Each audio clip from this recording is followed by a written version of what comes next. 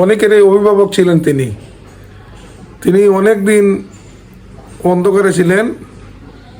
গতকালকে আলোতে আসছেন তিনি, তার একটা বক্তব্য টিভিতে দেখুন সবাই। সারা বাংলাদেশে এটা অবৈধ অসাংবিধানিক সুদপুর একটি সরকার, আপনার নির্বাচিত সরকার মাননীয় প্রধানমন্ত্রী শেখ হাসিনাকে হটিয়ে সরকার গঠন করেছে। আপনারা লক্ষ্য করেছেন বাংলাদেশে হাজার হাজার মানুষকে তারা গুম করেছে, হত্যা করেছে, পুলিশকে, সাংবাদিককে, ছাত্রকে, এমনকি আপনার একটা মব জাস্টিস বাংলাদেশে এই ইউনূস সরকারের নেতৃত্বে। আজকে যুক্তরাজ্য আওয়ামী লীগের নেতৃত্বে আমরা এসেছি প্রতিবাদ করার জন্য।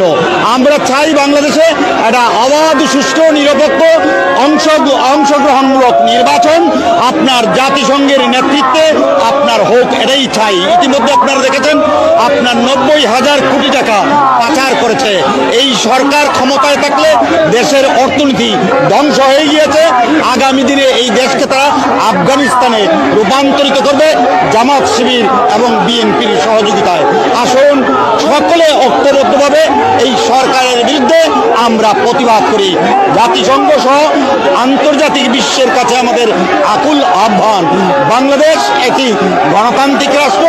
জাতির পিতা বঙ্গবন্ধু শেখ মুজিবুর রহমানের নেতৃত্বে ৭১ দেশ স্বাধীন হয়েছিল।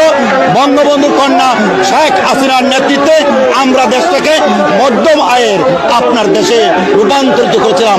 10 মাসে দেশের অর্থনীতি, যেখানে আমাদের জিডিপি ছিল আপনার 7 এর ঊর্ধ্বে। হবিগঞ্জের জনগণ অনেক মিস করছে ওনাকে। আপনি দেশে আসুন, দেশে এসে কথা বলুন, আশা করি আপনার কর্মফল পেয়ে যাবেন। ধন্যবাদ সবাইকে, ভিডিওটি শেয়ার করবেন।